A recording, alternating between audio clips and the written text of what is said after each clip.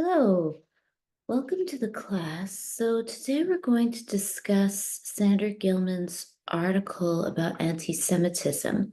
And I think it's an interesting time to discuss this article because of all of the media coverage of protests on university campuses regarding Palestine and Israel. And so, to be fair, I think that it's important to discuss anti-Semitism, and we'll also discuss Islamophobia. We'll talk about the relationship between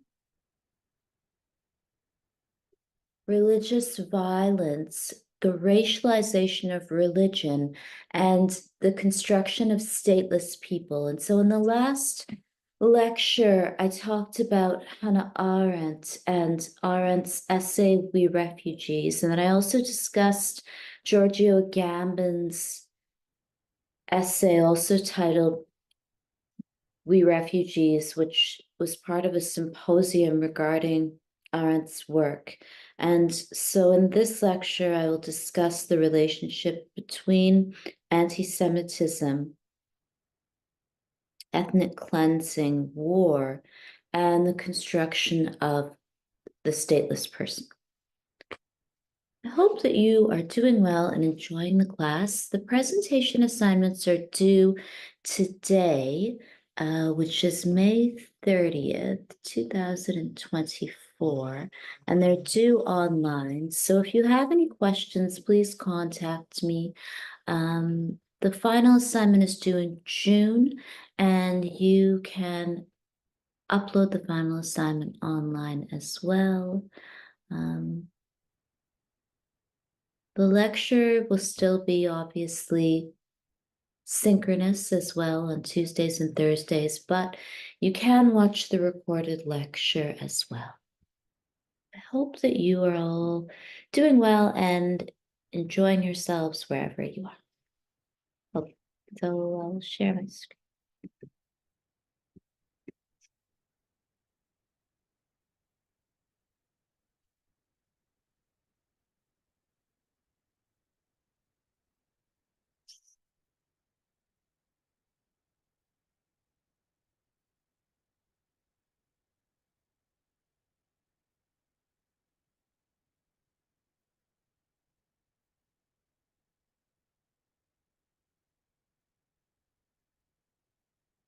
The Holocaust was the genocide of European Jews during World War II. Between 1941 and 1945, Nazi Germany and its collaborators systematically murdered some 6 million Jews across across German-occupied Europe, around 2/3 of Europe's Jewish population. The murders were carried out primarily through mass shootings and poison gas in extermination camps, chiefly Auschwitz, Birkenau, Treblinka, Belzec, Sobibor, and Chelmno in occupied Poland. Separate Nazi persecutions killed a similar or larger number of non-Jewish civilians and POWs. The term Holocaust is sometimes used to refer to the persecution of these other groups. So the Nazis developed an ideology which I've discussed previously, and Achille Mbembe, who is an academic based in Johannesburg, discusses the relationship between Nazi ideology and colonialism when discussing eugenics. And so many critical race scholars and scholars who are interested in stateless people have drawn on historical writings and an analysis of Nazi ideology to understand ethnic cleansing. The Nazis developed their ideology based on racism and pursuit of living space and seized power in early 1933. Meant to force all German Jews, regardless of means, to attempt to emigrate, the regime passed anti-Jewish laws, encouraged harassment, and orchestrated a nationwide program in November 1938. After Germany invaded Poland in September 1939, occupation authorities began to establish ghettos and to segregate Jewish people. Following the invasion of the Soviet Union in June 1941, 1.5 to 2 million Jews were shot by German forces and local collaborators. Later, in 1941 or early 1942, the highest levels of the German government decided to murder all Jews in Europe. Victims were deported by rail to extermination camps where, if they survived the journey, most were killed by poison gas. Other Jews continued to be employed in forced labor camps where many died from starvation, abuse, exhaustion, or being used to test as test subjects in deadly medical experiments. There are lots of uh, uses of historical archives regarding the Holocaust to understand contemporary medical racism and eugenics. And so next week, when I discuss the case of Cindy Gladue, who is a Cree woman who was murdered in Edmonton in Canada, I will discuss the ways that people compared the use of her body parts as medical evidence to Nazism. And I will also discuss the ways that Indigenous activists and feminists have used writings regarding medical racism and Nazism to discuss the forced sterilization of Indigenous women and girls in the Canadian healthcare system or by the Canadian healthcare system. So these historical this historical information is obviously useful in making sense of genocide and eugenics. In 1941 or early 1942, the highest levels of the German government decided to murder all Jews in Europe. Victims were deported by rail to extermination camps, where if they survived the journey, most were killed with poison gas. Other Jewish people continued to be employed in forced labor camps where many died from starvation, abuse, exhaustion, or being used as test subjects in deadly medical experiments. Although many Jewish people tried to escape, surviving and hiding was difficult due to factors such as lack of money to pay helpers and the risk of denunciation. The property, homes, and jobs belonging to murdered Jews were redistributed to the German occupiers and other non-Jews. Although the majority of Holocaust victims died in 1942, the killing continued at a lower rate until the end of the World War, or until the end of war in May 1945. Many Jewish survivors emigrated outside of Europe after the war. A few Holocaust perpetrators faced criminal trials. Billions of dollars in repatriations have been paid, although falling short of the Jews' losses. The Holocaust has been commemorated in museums, memorials, and culture. It has become central to Western historical consciousness as a symbol of the ultimate human evil.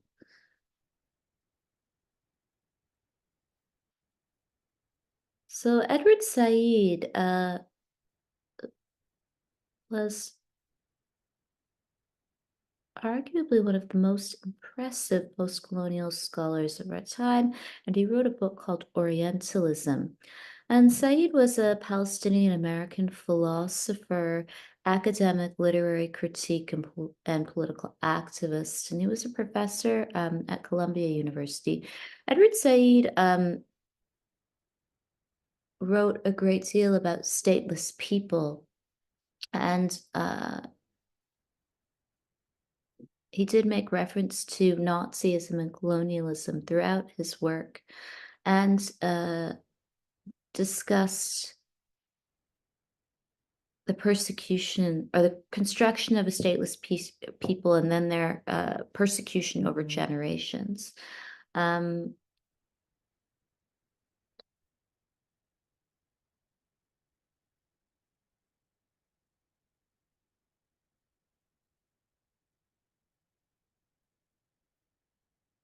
In Orientalism, Said was interested in how the construction of a group of people who were imagined to belong to not only a certain geographical region, but to a certain set of tropes or ideas who could be ascribed certain characteristics, such as being Eastern, was used to justify colonial rule.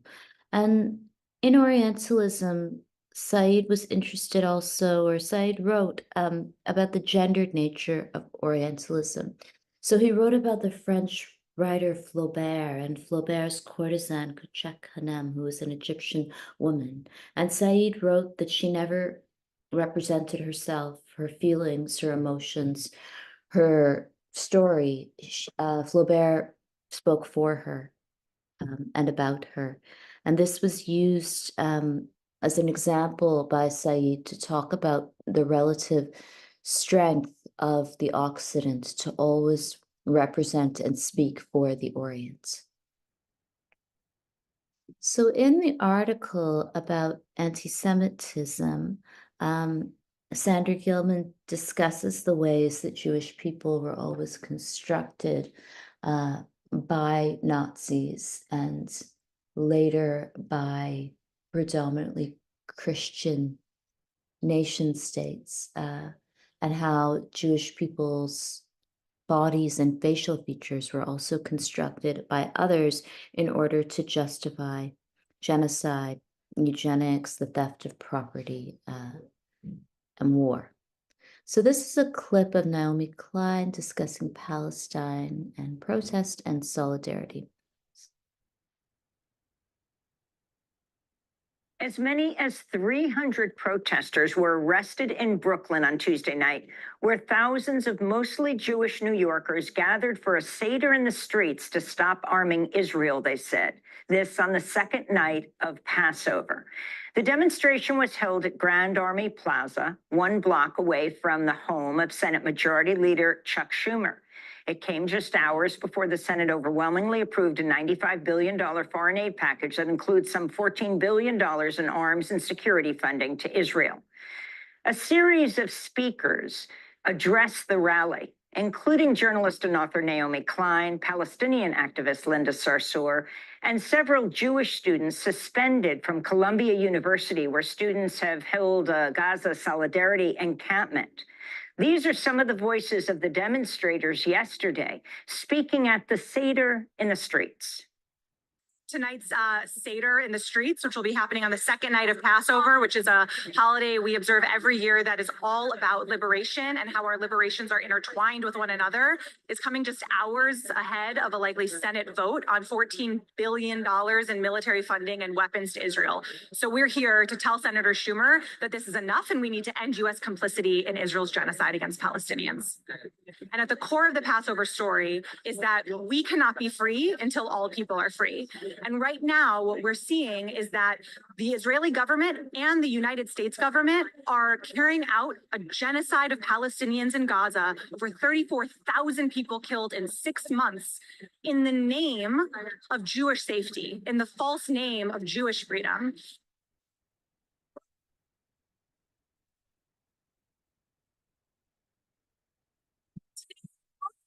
When we can possibly celebrate a holiday for Jewish liberation, it's protest against genocide because all the nation is tied together with Palestinian liberation. Honestly, I'm more moved than I have been in months watching young Jews get arrested alongside Jewish elders, saying not in our name as we have for 6 months. And the Senate is still about to pass this massive funding package. Happy Passover, free Palestine.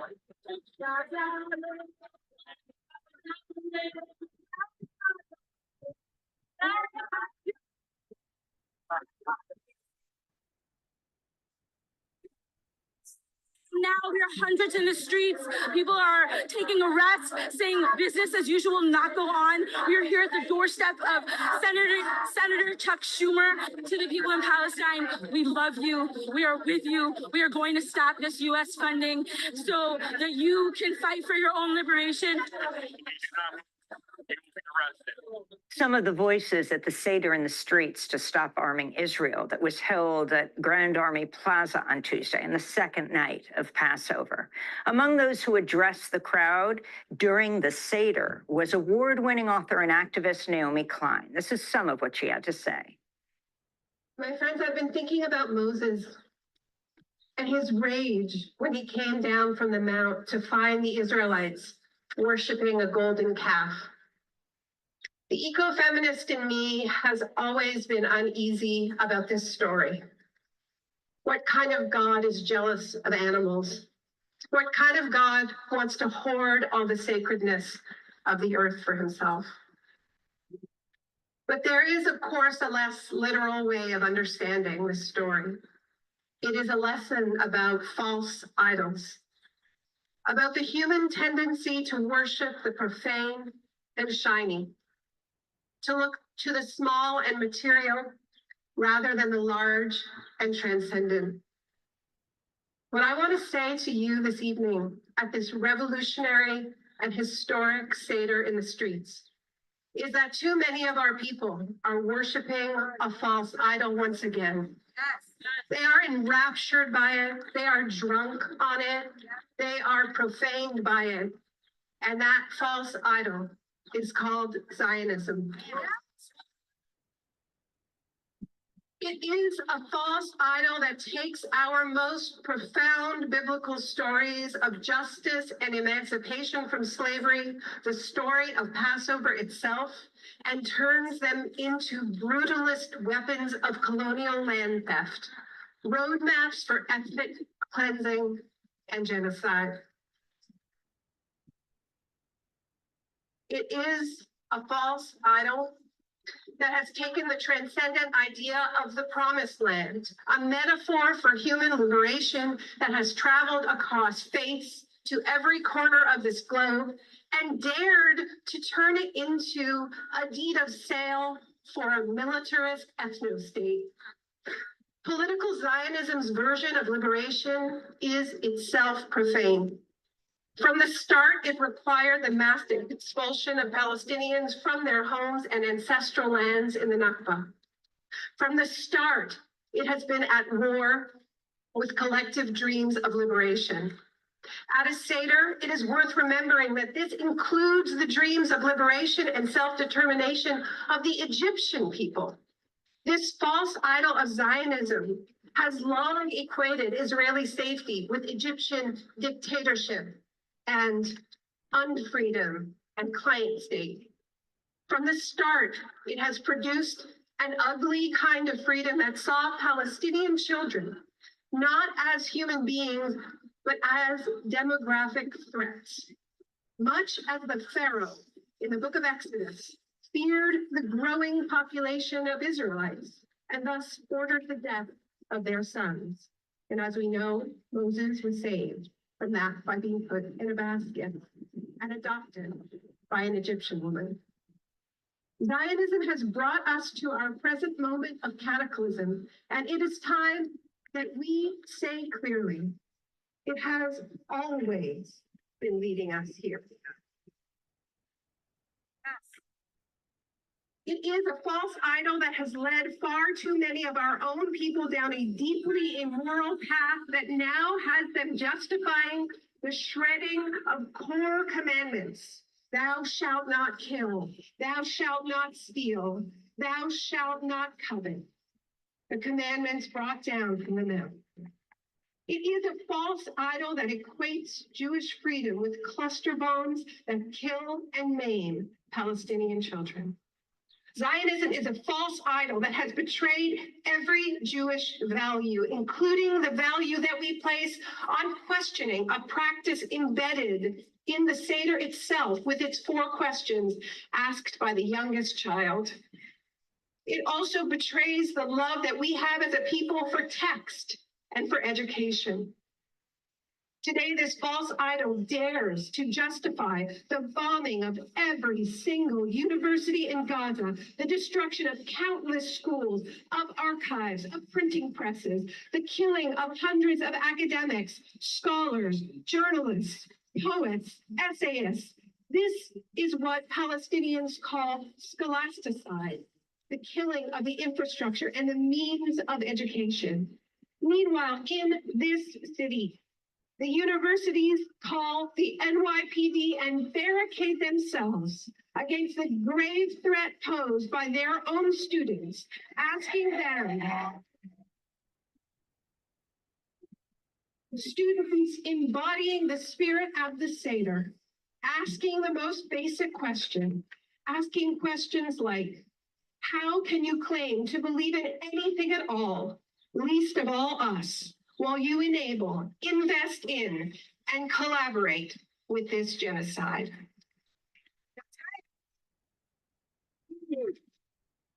The false idol of Zionism has been allowed to grow unchecked for far too long. So tonight we say, it ends here. Our Judaism cannot be contained by an ethno-state, for our Judaism is internationalist by its very nature. Our Judaism cannot be protected by the rampaging military of that ethno-state, for all that military does is sow sorrow and reap hatred, including hatred against us as Jews. Our Judaism is not threatened by people raising their voices in solidarity with Palestine across lines of race, ethnicity, physical ability, gender identity, and generations. Our Judaism is one of those voices and knows that in this chorus lies both our safety and our collective liberation. Our Judaism is the Judaism of the Passover Seder, the gathering and ceremony to share food and wine with loved ones and strangers alike. This ritual, light enough to carry on our backs, in need of nothing but one another, we don't need walls, we need no temple, no rabbi, and there is a role for everyone, including, especially, the smallest child. The Seder is portable, a diaspora technology, if ever there was one. It is made to hold our collective grieving, our contemplation, our questioning, our remembering, and our reviving and rekindling of the revolutionary spirit. So tonight, go look around. This here is our Judaism.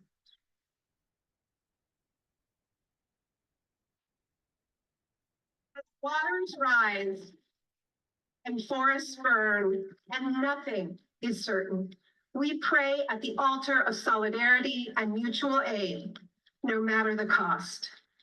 We don't need or want the false idol of Zionism. We want freedom from the project that commits genocide in our name. We want freedom from the ideology that has no plan for peace, except for deals with murderous theocratic petrostates next door, while selling the technologies of robo-assassinations to the world. We seek to liberate Judaism from an ethno-state that wants Jews to be perennially afraid, that wants our children afraid, that wants us to believe that the world is against us so that we go running to its fortress, or at least keep sending the weapons and the donations. That is the false idol. And it's not just Netanyahu. It's the world he made and the world that made him. It's Zionism. That's right. What are we? We, in these streets for months and months, we are the exodus from Zionism.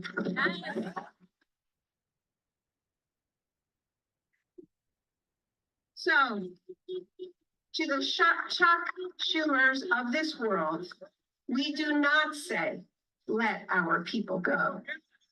We say, we have already gone, and your kids, they're with us now.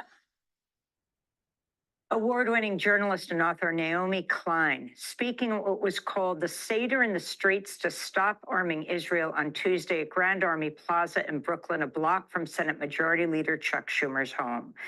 Special thanks to Hannah Elias, Eric Halverson, and Ishmael Darrow of Democracy Now! There has been a lot of interesting scholarly writing, obviously, about these very broad historical, political questions, and also theoretical questions. The course is called Race and Racism. So race is obviously in scare quotes because critical race theorists and post-colonial scholars have argued, and most cited academic scholarship in this time period has argued that race is a social construct. There is no biological basis for race. However, racism is real. And the interesting thing about the conflation between race and religion is that religious practice is perhaps real, sometimes on an everyday basis, sometimes quite casually, but people who do ascribe to a certain set of religious doctrines obviously claim an identity that is material and that informs their lives and their thinking. However, the racialization of religion and the ethnicization of religion, which involves imagining that nation states can draw clear boundaries or borders and keep people very separately, and then imagine that there is some sense of racial or religious purity over generations, is, I would argue, quite false. I'm not religious. I do not believe in religion, or I don't practice any religion. And so my interest in thinking about religion is in thinking about the ways that religion is often used, in the same way that race is often used, to argue that there is a sense of purity or division, often within conflict zones, or often to justify the seizure of land or the claiming of land, and also to justify the banning of intermarriage between people, and to justify the hoarding of wealth over one class or caste, or yes, religion of people over generations. So I would argue that some of the most immoral things are often done in the name of religion, such as the practice of the caste system, or eugenic policy, the killing of people, the denial of inheritance, the hoarding of land. However, it's interesting just to think about what religion is and why it is seen to be exalted in some ways, something that is separate from the mass in this time period, in the same way that race and whiteness is seen to be, it's constructed as something that is kind of almost holy. So in his text, Freud and the Non-European, Edward Said used a great deal of archival materials to discuss Freud's essay, Moses and Monotheism. And Said cites this essay, Moses and Monotheism, to discuss politics in the Middle East today. He proposes that Freud's assumption that Moses was an Egyptian undermines any simple ascription of a pure identity, and further, that identity itself cannot be thought or worked through without the recognition of the limits inherent in it. Said suggests that such an unresolved, nuanced sense of identity might, if embodied in political reality, have formed, or might still form, the basis for a new understanding between Jews and Palestinians. Instead, Israel's relentless march towards an exclusively Jewish state denies any sense of a more complex, inclusive past. And the rise of religious nation states or countries that use religion to claim some sort of justification for the hoarding of wealth and land is common in our time period. And many have argued that India has seen a rise in Hindu nationalism that has justified the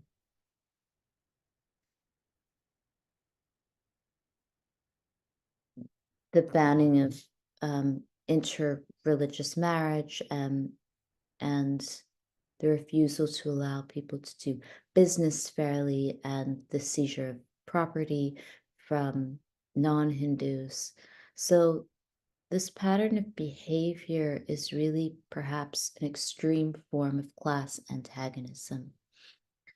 The return to race and religion is reified ideas as ideas that do not require scarecoats such as race or religious purity, I think are also really interesting because this is also a time when abortion has been banned throughout many states in the United States of America. And while queer rights and transgender rights have become mainstream at the level of law, aggressive forms of heterosexuality that imagine some sort of racial and religious purity that involves no consensual sex and imagines no consensual sex as being holy is also a really terrifying reality of our time. The point that Edward Said makes in looking at Moses and monotheism is that the purity of people is obviously a fiction, and it masks the closeness of people, particularly in the Middle East and the global South. And I've done an extensive amount of research about rape and sexual violence in India, and also sex and queerness in India. And so um, sex in the global South and in the Middle East, or sex, I guess, throughout the world, but particularly for working class and poor people, is not something that has ever been really pure or could be contained or controlled. Birth and reproduction are things that happen all the time, and many people are not kind of quarantine from each other because of the realities that working class people and poor people throughout the world will, for better or worse, have to share space. So I'll discuss four themes. Firstly, anti-Semitism and eugenics. Second, racial hierarchy, race, and colonial theory. Thirdly, racism and disease. And fourthly, ethnic cleansing and war. So the first theme is anti-Semitism and eugenics.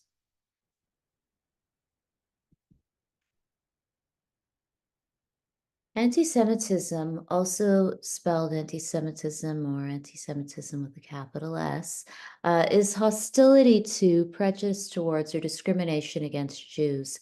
This sentiment is a form of racism, and a person who harbors it is called an anti-Semite.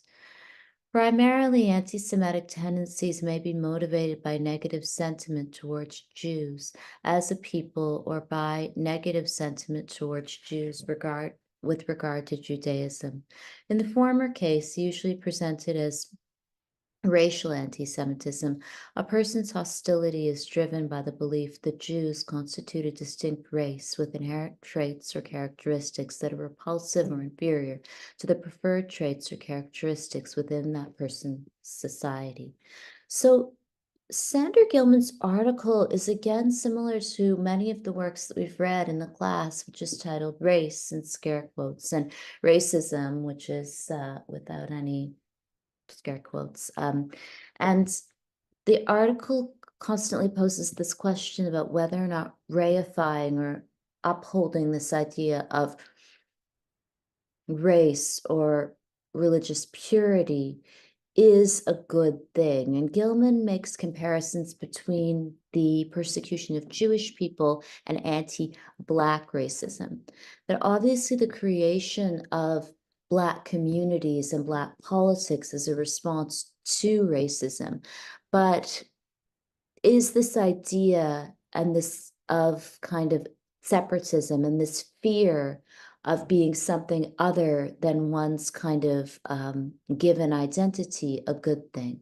Judith Butler has written extensively about the performativity of identity, and Butler would argue, as a gender studies scholar, that identity is not given. We are not something just because we are given a name at birth by our parents. One's relationship to, say, the caste system involves a set of performatives, and from a feminist perspective, often involves moving from the seamless passage of being a dutiful daughter of a rich man who normalizes things like domestic violence or neglect, to being the dutiful wife of a rich man who normalizes things like domestic violence and neglect. So if you are given a name at birth, it doesn't mean you have to perform under this sign, and it doesn't mean it's necessarily righteous or moral to do so.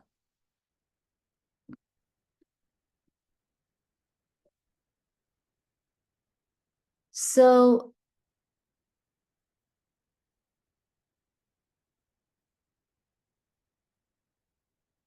Gilman then discusses these different types of anti-Semitism. A person's hostility is driven by their religion's perception of Jews and Judaism, typically accompanying doctrines of supersession that expect or demand Jews to turn away from Judaism and submit to the religion presenting itself as Judaism's successor faith. This is a common theme within other Abrahamic religions. The development of race and religious anti-Semitism has historically been encouraged by the concept of anti-Judaism, which is distinct from anti-Semitism itself. There are various ways in which anti-Semitism is manifested, ranging in the level of severity of Jewish persecution. On the more subtle end, it consists of expressions of hatred or discrimination against individual Jews and may or may not be accompanied by violence. On the most extreme end, it consists of programs or genocide, which may or may not be state-sponsored. So the essential question that Gilman asks, and a lot of the critical race theorists ask, including scholars that discuss anti-Black racism and the construction of a Black community in this time period, is it a good thing to then respond to persecution on the grounds of essentialism by constructing essentialist communities? So if we begin from the premise that race is actually a historical construct, in the same way that all of the writings, all the anti-Semitic writings that justify the Holocaust and also were used to justify slavery and colonialism,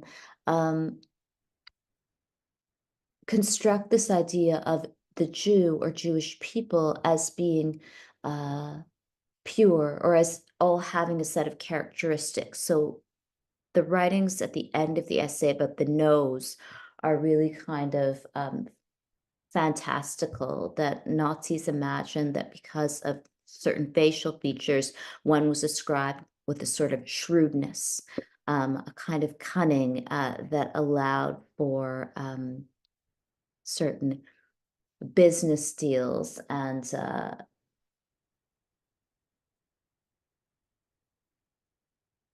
allowed one to obtain a certain position in the class structure. And I would argue that facial features and appearance really do not determine one's position in the class structure. Although one can inherit wealth over generations, what one does with that inheritance is often a matter of choice, but also involves other middle class and wealthy actors or other working class social actors who will support a certain structure of class, or will try to have ambitions to change the class structure, or will enact certain behaviors that lead to class degeneracy.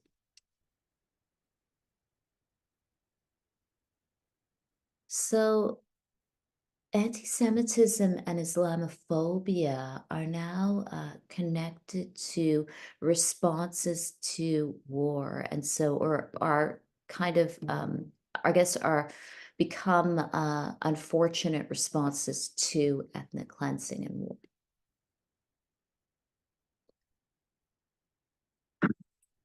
A rabbi's house egged and tagged with swastikas in BC.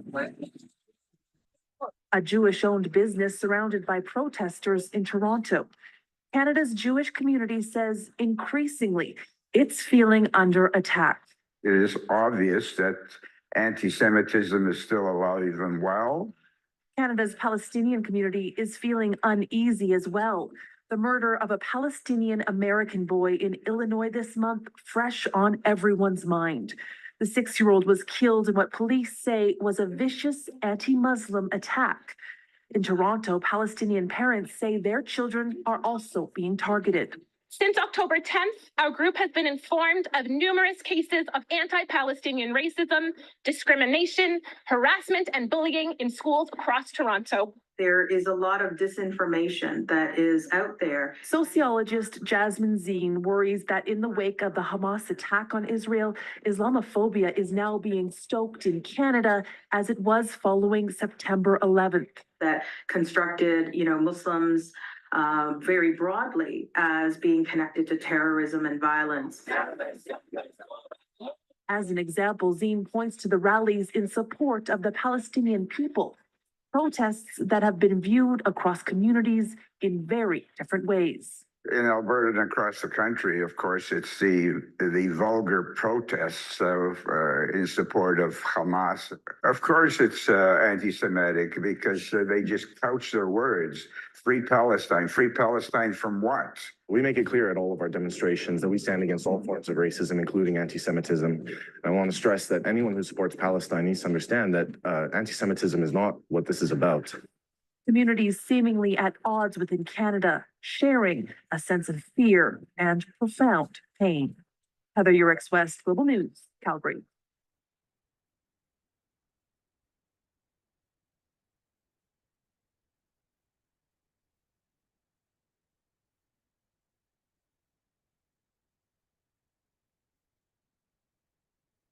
So Sandra Gilman begins the article by discussing the ways that eugenics or racial discrimination, ideas of race inform everyday processes like the formation of romantic relationships and friendships. And Gilman writes, the personal columns in the Washingtonian, the local city magazine in Washington, D.C., are filled with announcements of individuals in search of mates. In search of is the rubric under which these advertisements are grouped. These advertisements are peppered with various codes so well known that they are never really explained. Divorced white male, just recently arrived from Boston, seeks a non-smoking, financially secure 40 plus who loves to laugh, or single Jewish female, Kathleen Turner type, with a zest for life in search of S/DJM for a passionate relationship. Recently, I was struck by a notice which began divorced white Jewish female, young, 41, PhD, professional, no kids, seeks all these things, exceptional mind, heart, and soul. SDWWM. What fascinates me, writes Gilman, were the brackets, advertisements for Jews or for African Americans or for whites made it clear that individuals were interested in choosing their sexual partners from certain designated groups within American society. But the brackets implied that here was a woman who was both white and Jewish. Given the racial politics of post-civil rights America, where do Jews fit in? It made me ask the question, which the woman who placed the personal advertisement was clearly clearly was addressing. Are Jews white? And what does white mean in this context? So this question as to whether Jews are white is not simply about skin color or race. It is also about the politics of Israel and Palestine, Palestine and Israel. It's also about the politics of protest and arrest in this time period. So this idea of whiteness is connected to what Michel Foucault referred to as biopolitics. So in his lectures at the Collège de Français, Michel Foucault discusses biopolitics, and biopolitics refers to a way of governance that involves intervening into the human body. So biopolitics is a system of governance in which we intervene into life. Biopower refers to the techniques that we use to intervene into life. So warnings on cigarette packages or alcohol, free contraception at university health centers. And these are the techniques of biopower that we use to enact biopolitics to ensure that a certain population will be born. And unfortunately, as Achille Mbembe discusses when writing about necropolitics, that a certain population will not be born. So anti-Semitism and racism are central to modern biopolitics everywhere. Whether, I mean, this can be obviously taken to extremes in acts of ethnic cleansing, but in the most minute ways, nation building now involves this attention to race.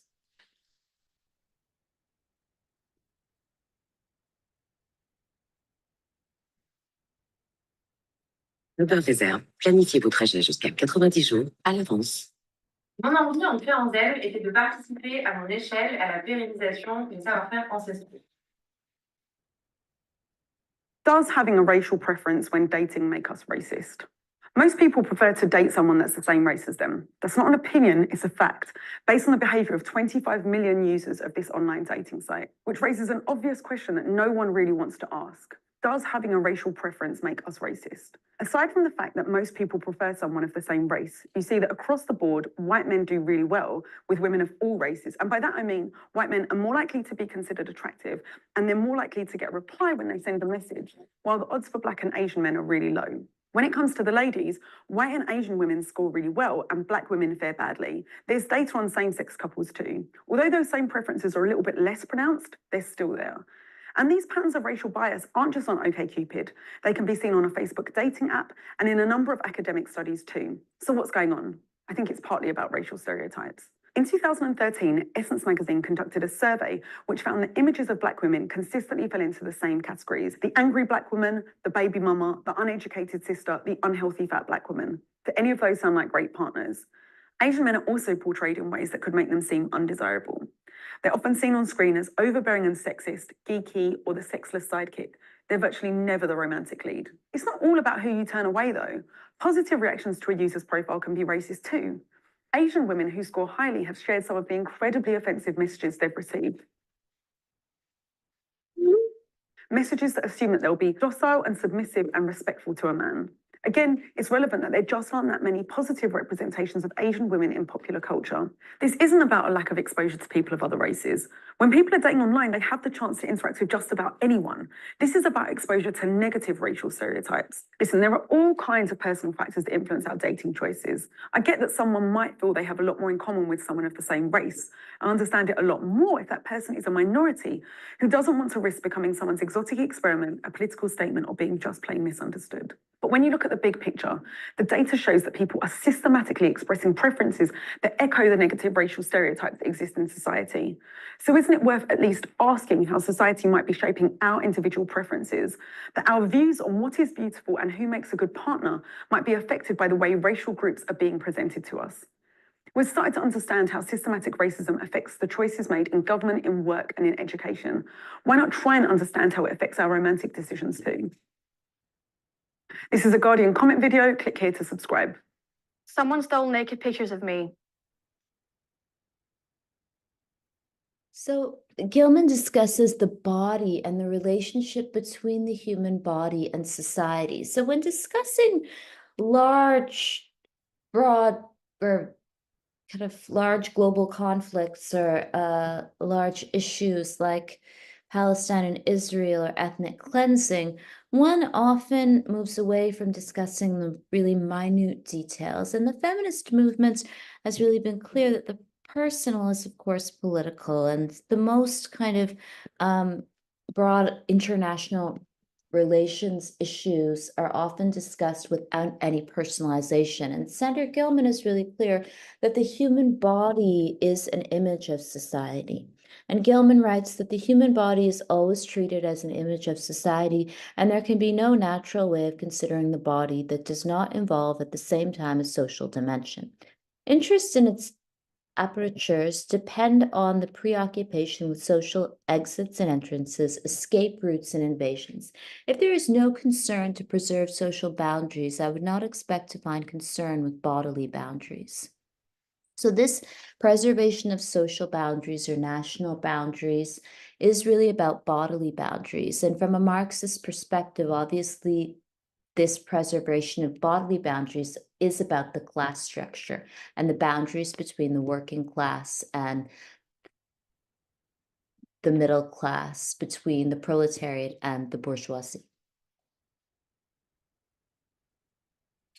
So eugenics is central to the ways that the body becomes not only a metaphor for society, but the body becomes used as a tool to preserve a certain social order, class structure, and a certain nation state that is controlled by an ethnic and religious majority. So eugenics is the study of how to arrange reproduction within a human population to increase the occurrence of heritable characteristics regarded as desirable. Developed largely by Sir Francis Galton as a method of improving the human race, eugenics was increasingly discredited as unscientific and racially biased during the 20th century, especially after the adoption of its doctrines by the Nazis in order to justify their treatment of Jews, disabled people, and other minority groups.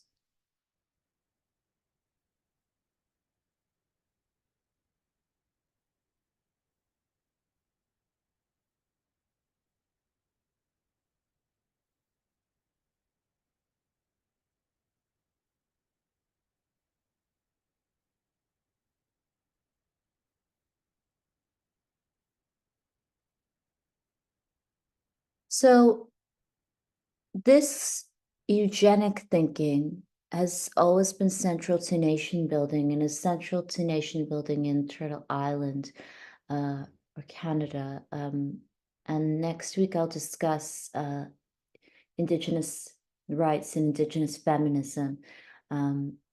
So legacies of genocide and eugenics were taken up and passed along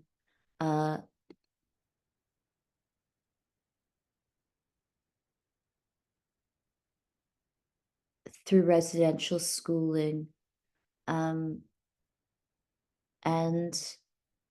this author states that I have focused on the tethering together of those who are exalted with those who are thus denigrated, on how individualization obscures systemic and normative violence, on how critique can collude with status quo, on contextualizing life skills training and the professional psychologies as both ethnocentric and internally eccentric within what I've called my culture, and on taking behavior modification assumptions about repetitious learning to their logical conclusion in consideration of what it means to practice living in an institution, to have others intervene and take control when one is becoming angry.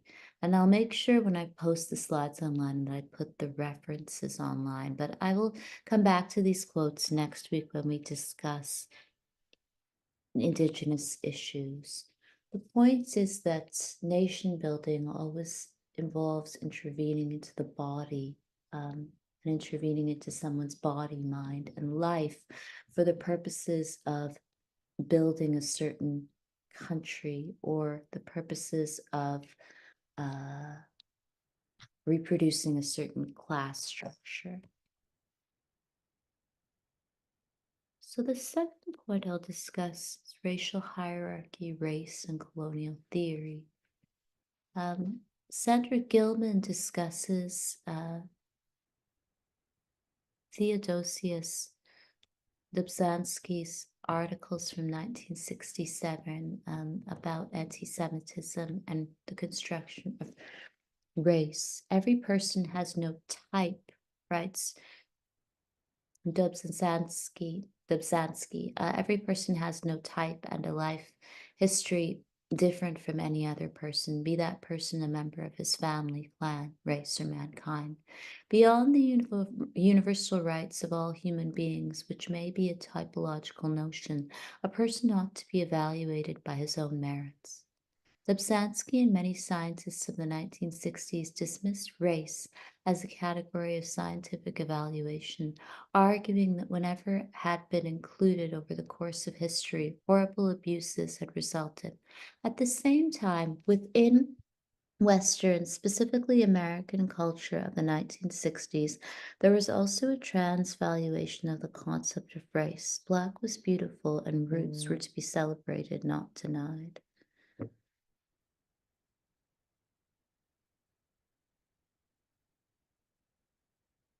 So race then leads to the construction of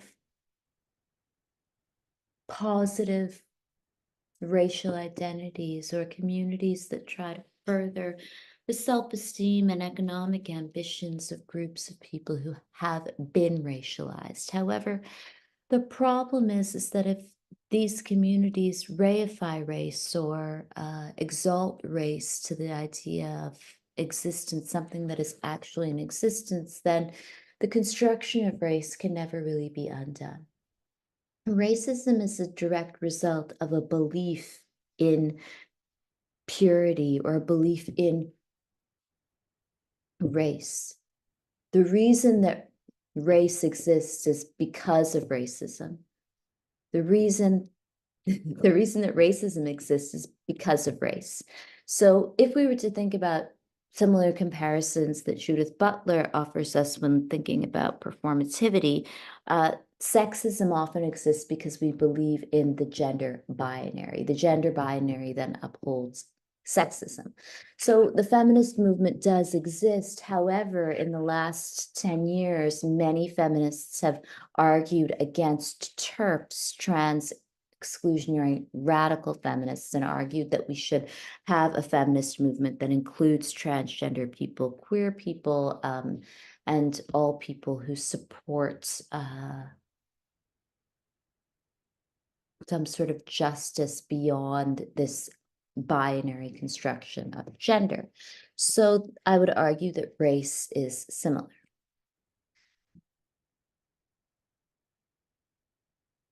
So Sandra Gilman then discusses the ways that race has often been central to neo-colonial policies. The view was that seeing oneself as being part of a race was a strengthening factor. We, at the close of the 20th century, have, however, not suddenly become callous to the negative potential of the concept of race. Given its abuse in the Shoah, as well as in neo-colonial policies throughout the world, it is clear that a great deal of sensitivity must be used in employing the very idea of race. In reversing the idea of race, we have not eliminated its negative implications. We have only masked them.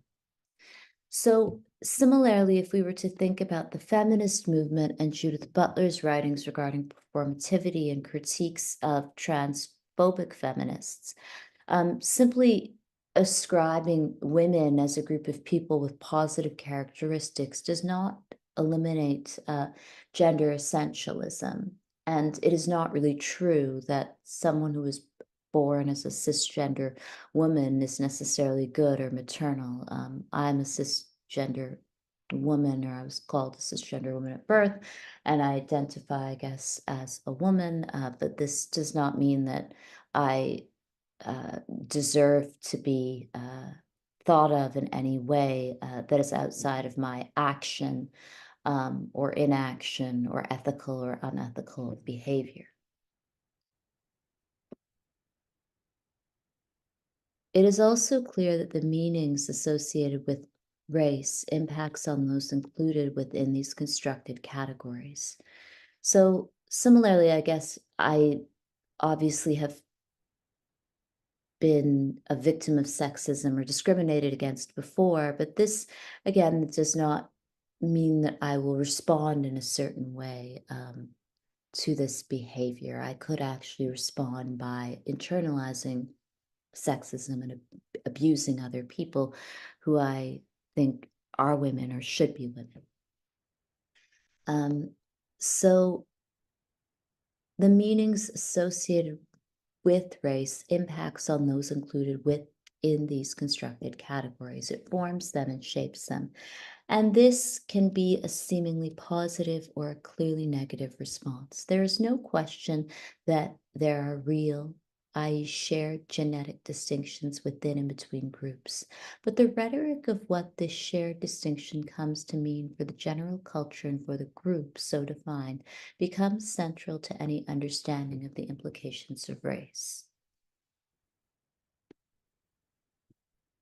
In reversing the idea of race, we have not eliminated its negative implications, we have only masked them, for it is also clear that the meanings associated with race impacts on those included within these constructed categories. It forms them and shapes them. This can be a seemingly positive or a clearly negative response. There is no question that there are real, i.e., shared genetics distinctions within and between groups. But the rhetoric of what this shared distinction comes to mean for the general culture and for the group so defined becomes central to any understanding of the implications of race. So the third point is racism and disease. And Gilman's article is interesting in this time period if we think about the relationship between anti-Semitism, medical Nazism, and medical racism. Health Canada is now facing a class action lawsuit filed by Indigenous women who are accusing nurses of forcibly sterilizing Indigenous women using the Canadian healthcare system. So medical racism, I think, is one of the most brutal forms of racism. It really does involve destroying someone's life and destroying someone's capacity for happiness and for a life without pain. Language is really interesting because sometimes people don't really understand what is even being said about them, or they can not pay attention. They can be really busy and not look at the internet, or just not really even understand what someone is trying to say about them. Sometimes because of changes over generations or geographical context, language changes. Je parle français parce que la deuxième langue du Canada est français.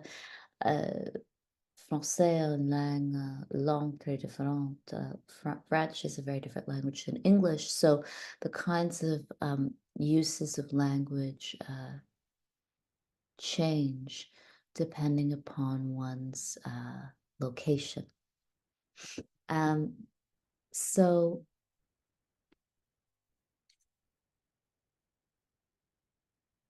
Sandra Gilman discusses medical racism. All races, according to the ethnology of the day, were described in terms of aesthetics as either ugly or beautiful. African blacks, especially the Hottentot, as I have shown elsewhere, became the epitome of the ugly race. And being ugly, as I have also argued, was not merely a matter of aesthetics, but was a clear sign of pathology, of disease. Being Black was not beautiful. Indeed, the blackness of the African, like the blackness of the Jew, was believed to mark a pathological change in the skin, the result of congenital syphilis. And as we see, syphilis was given the responsibility for the form of the nose. This kind of medical racism is really terrifying. And Sandra Gilman has written an essay about the Hottentot Venus, Sarji Bartman. And if you traveled to Paris, to Journée à Paris, you can visit the Eiffel Tower, and Georges Cuvier's name is one of many men's names on the Eiffel Tower. And Paris has one of the lowest percentages of street names named after women, which is something that feminists in Paris have protested against, and staged various protests, and also put names of women who have done notable things in France on the streets of Paris. But you will see Georges Cuvier's name on the Eiffel Tower, and Cuvier was a scientist, a colonial scientist, who kidnapped a woman named Sarji Bartman from South Africa, and she was part of the Khoikhoi tribe. And Sarji Bartman was made to labor in every possible way for white French people. She was made to dance as a kind of captive entertainer. She was put in a cage and put on display naked. Her genitals were on display for all to see. She was obviously sexually abused and raped. She was made to work as a forced laborer. And when she finally died at a very young age, Georges Cuvier cut out her genitalia and put it in a jar, and also her brain, and put it in a jar, and did experiments on her. So this medical racism shares similarities with the Nazis, who often used Jewish people's bodies, and specifically Jewish women's bodies, for medical experiments. So Sandra Gilman writes of the ways that science was often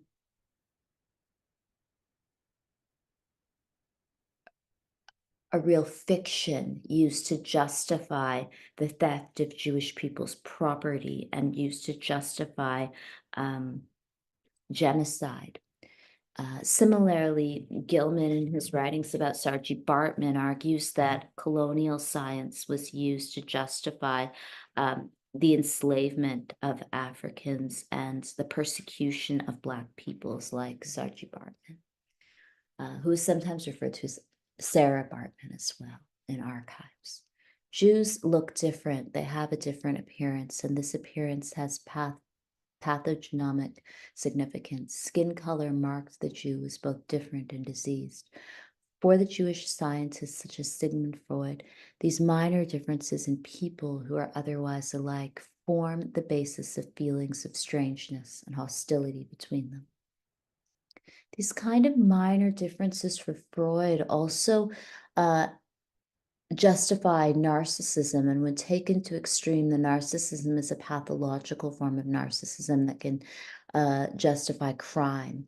So it is the smallness of the differences that often makes anti-Semitism so brutal and severe and unrelenting among all classes of people. If one's difference was so radically different, then this would perhaps secure the class structure. If someone is, say, not a native English language speaker, or they're really, say, a person who has not inherited a great deal of wealth, or could not claim inheritance over generation, then they would perhaps be working class. And a lot of other people of color in the Americas often end up being working class, and there often isn't this seamless passage from being someone from a very poor country to being a middle class person or a bourgeois person in a first world country. But what Freud argues is that this kind of minor difference between Jewish people and white Christians, who often have more wealth historically, is what really troubles people, because these minor differences could be masked or overlooked. And this might mean that the class structure could change in or throughout the world.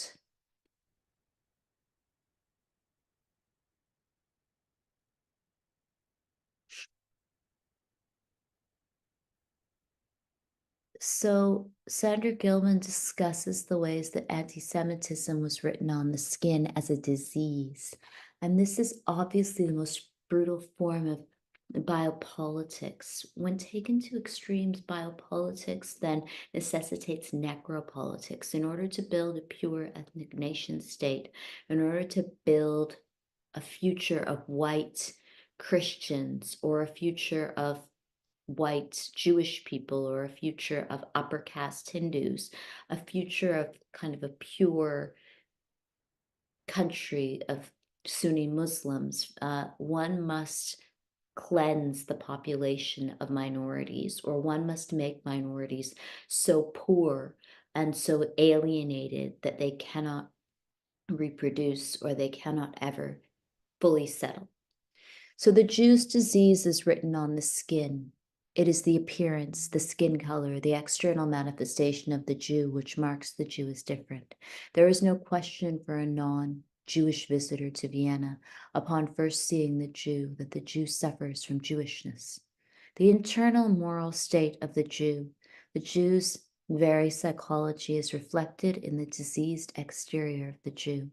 As mentioned earlier, plica polanica is a real dermatologic syndrome. It results from living in filth and poverty, but it was also associated with the unhygienic nature of the Jew, and by the mid-19th century with the Jew's special relationship to the most frightening disease of the period, syphilis. For the non-Jew, seeing the Jew, it mirrored popular assumptions about the Jew's inherent essential nature. Pezel's contemporary, Joseph Roher, stressed the disgusting skin diseases of the Jew. By the mid-century, being Black, being Jewish, being diseased, and being ugly come to be inexorably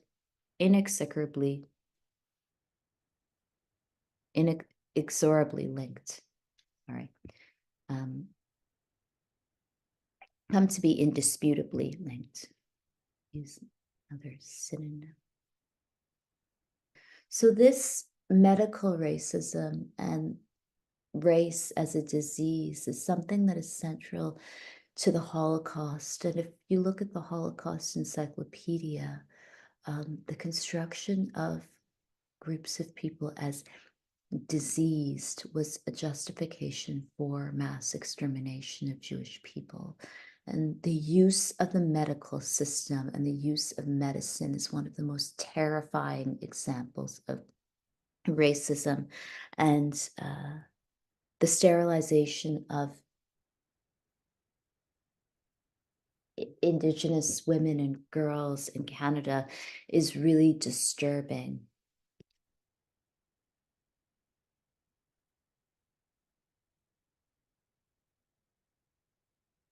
I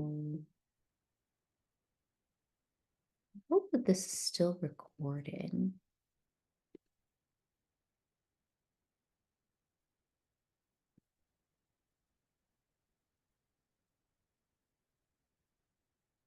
It says that it's recording.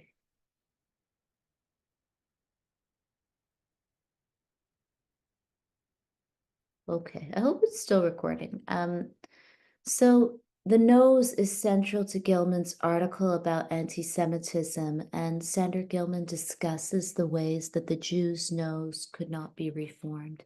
Interrelated with the meaning of skin was the meaning of the Jew's physiognomy, especially the Jew's nose, and it was also associated with the Jew's nature. So this reading of someone's behavioral characteristics, their shrewdness, their mind, and their actions through things like facial features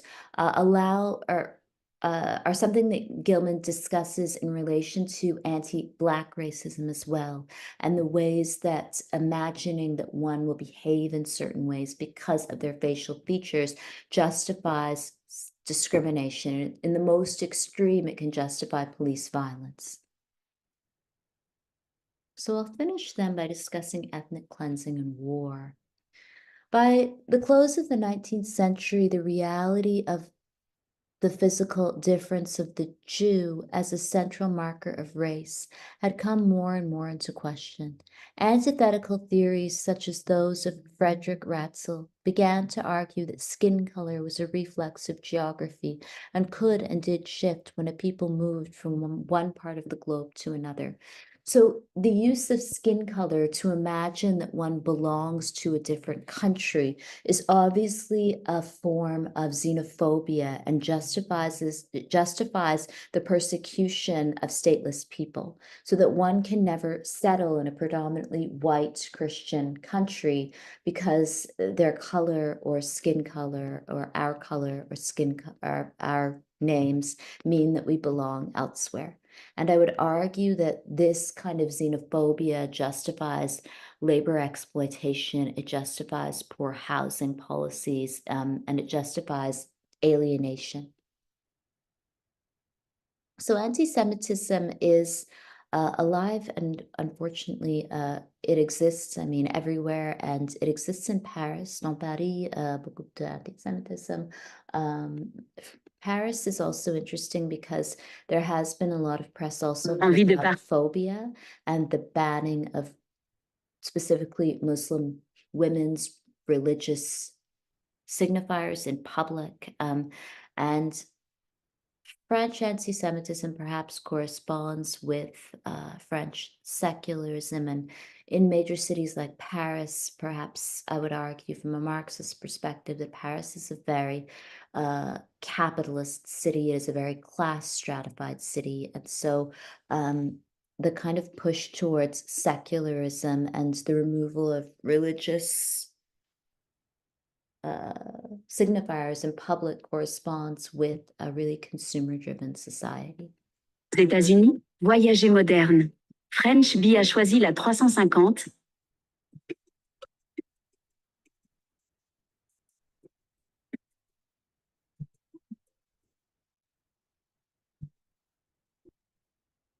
So we're here in the Marais. It's the historic Jewish district of Paris, one of the most famous Jewish neighborhoods in Europe. And we're going to meet the executive director of CRIF.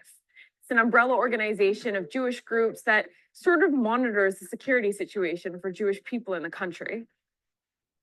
So apart from the Charlie Hebdo attacks, have you seen? I guess it's interesting if you go to Le Marais, like if I mean, gentrification is also an issue that some of the students I've had in the past have discussed in relation to race and religion. That the gentrification of Le Marais, the Marais has led to the construction of a neighborhood that is really a consumer-driven neighborhood with there's lots of vintage clothing. There are lots of cocktail bars. The queer community in the Marais is quite active.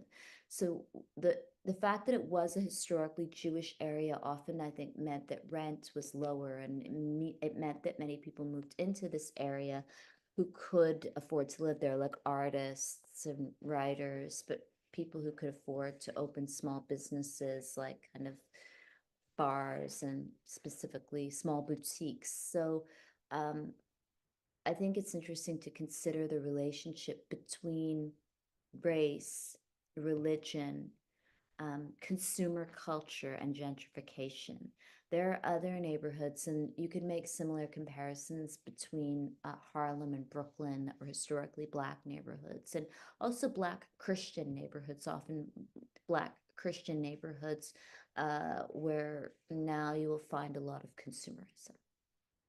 Change in the number of anti-Semitic attacks. But the numbers for last year was very high, over 900 anti-Semitic acts, and we believe this year will not be better. So when you say attack, what do you mean? Basically, it can go from a physical attack to graffiti on a building, to an insult, How do you gauge the mood of the Jewish community in Paris? They're very worried and they're questioning the future of their children in this country. And this is an unstable situation that we've not known in the past. In 1970, only 7,000 French kids went to Jewish schools. Today, it's 35,000, and 35,000 kids are going to Christian schools. Why are they in danger in public schools? One of the issues is the integration of the Muslim population, essentially the Muslim population that has arrived in France in the past 20, 30 years, which has not been integrated, which has refused also to be integrated in the French system. So Jewish parents in France are actually pulling their kids out of schools effectively to get them away from Muslim students. Yes. Now we have 2,500 imams, and it's very difficult to control, and nobody knows what's being told, what's being taught in these mosques. Well, what do you mean that it's very difficult to control what's being taught in mosques? I mean, it's no one's controlling what's taught in synagogues, right, or what's taught in churches. The issue with the imams is the fact that there is not one school for imams in France, and the imams are brought and paid by the embassies of Morocco, Algeria, Turkey, even though the violent people are by far not the majority of the Muslim population. They're a very small part of the population, but a very small part is already many people.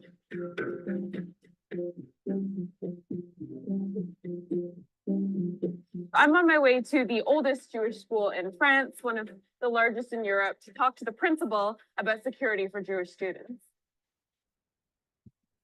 Already I'm seeing armed guards outside the school as I'm approaching.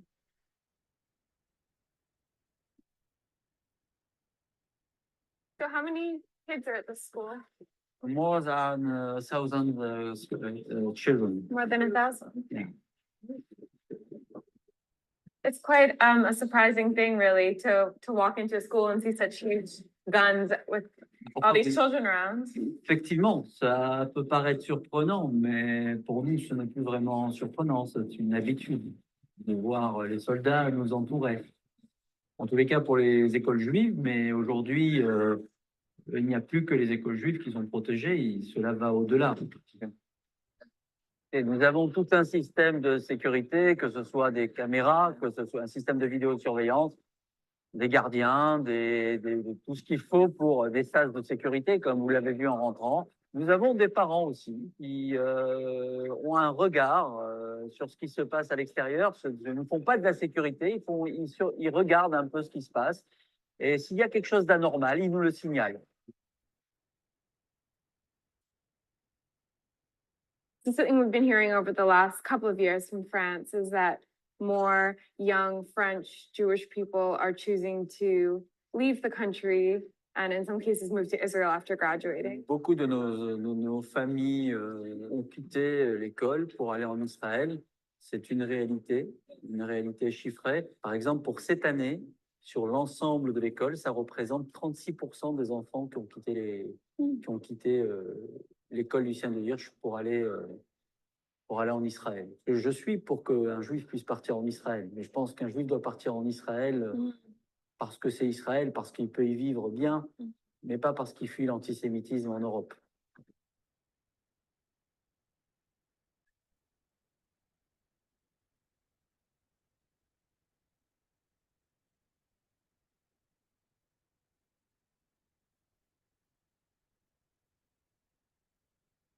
For the Jewish scientists such as Sigmund Freud, these minor differences in people who are otherwise alike form the basis of feelings of strangeness and hostility between them.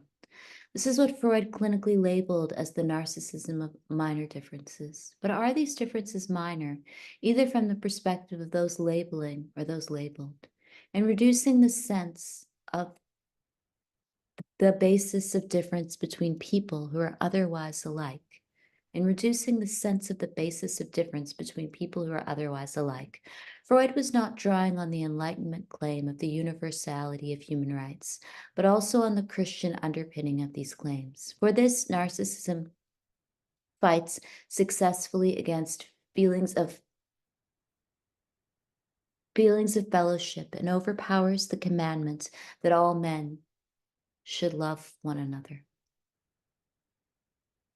It is the Christian claim to universal brotherly love that Freud was employing in arguing that the differences between himself, his body, and the body of the Aryan are retrieval.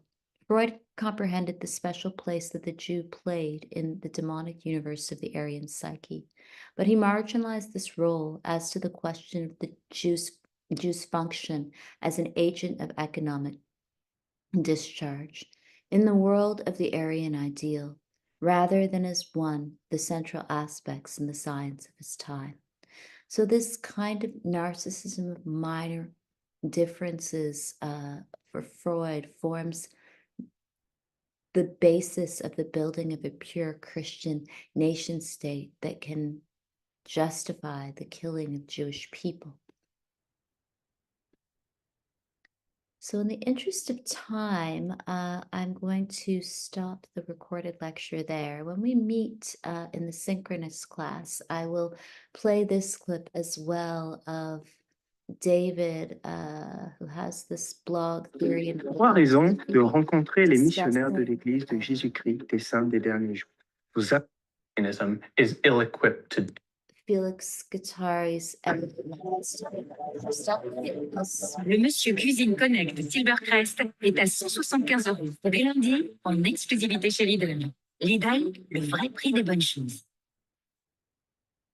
Combien vaut votre voiture? Sur vendezvotrevoiture.fr, vous pouvez trouver facilement et rapidement en ligne. Hey everyone, back again. Today we're going to talk about Felix Guattari's Everybody Wants to Be a Fascist. Now before jumping into it, if you want to follow me anywhere other than on here, you can find me on Instagram at theory_and_philosophy, on Twitter, which is just my name, at David Guignol. If you're listening to this in podcast form, you'll be able to find the video for this episode on YouTube if you're into that, where I also release other videos if you're into that at all. If you're listening to this, if you found this on YouTube, you'll be able to find it in podcast form where there shouldn't be any ads, which is obviously better. If you're new here, welcome. I'm David. I try to explain philosophical texts and ideas in a way to make them accessible to help you along your philosophical journey. So if you're new, subscribe, leave a comment, like, share, tell your friends. That would help me out a lot. If you want to help me out monetarily, you can do that via Patreon or PayPal, but obviously no pressure. If you're listening to this in podcast form on probably just Apple Podcasts, you could leave a review, would help me out, and 5 stars would obviously be great. And yeah, I don't waste any more of your time with that. Let's talk about Guattari's text here. Everybody wants to be a fascist. So he's discussing fascism because it's a real problem.